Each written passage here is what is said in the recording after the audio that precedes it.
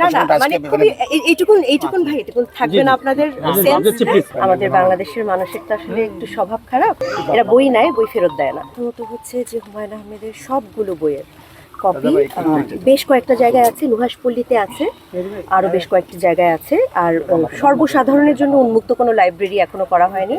আমাদের বাংলাদেশের মানুষের তো আসলে একটু স্বভাব খারাপ, আমরা সর্বসাধারণের জন্য উন্মুক্ত এক দুইবার করার চেষ্টা করেছিলাম, এরা বই নেয় বই ফেরত দেয় না। এবং আমাদের আসলে হুমায়ুন আহমেদের বইয়ের প্রথম প্রকাশিত কপিও ছিল অনেকগুলো, নন্দিত নরকে বলেন বা অন্য আরও অনেকগুলো, যেগুলো 80-র দশকের 90 দশকের বই, একদম প্রথম প্রকাশিত বইগুলো যখন কেউ নিয়ে শার্টের ভিতরে করে নিয়ে চলে যায় তখন আসলে খুব কষ্টের ব্যাপার হয়। সেটা সর্বসাধারণের জন্য উন্মুক্ত করার পরিকল্পনা এখনও নেই। আমার মনে হয় হুমায়ুন আহমেদের যারা ভক্ত, যদি কেউ সত্যিকারের ভক্ত হন, তিনি নিজে সংগ্রহ করে নেবেন। তবে আমাদের কাছে 5 কপি করে সংগ্রহ আছে, আমার বাড়িতে আছে, এখানে নুহাশপল্লীতে আছে, আরও 3টি জায়গায় আছে সংরক্ষিত। স্কুলে আছে, শহীদ স্মৃতি বিদ্যাপীঠ, এবং আরও 2টি জায়গায় সংরক্ষিত। হ্যাঁ, পল্লবীর বাসাতে, হুমায়ুন আহমেদের মার বাড়িতে, সেখানেও আছে।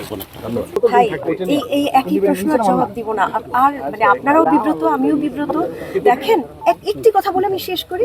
হ্যাঁ, 14 বছর ধরে জন্মদিন মৃত্যুদিন আমরা নুহাশপল্লীর কর্মীরাই পালন করছি। আমি সরকারিভাবেও কাউকে দেখিনি, আমি কোনো প্রতিষ্ঠানকে দেখিনি। হুমায়ুন আহমেদের ভক্তরা মিলে কখনো কোনো দাবি করতে রাস্তায় নামি, অবশ্য রাস্তায় নামার কথা আমি বলছিও না, তাদেরকে উদ্বুদ্ধও করছি না।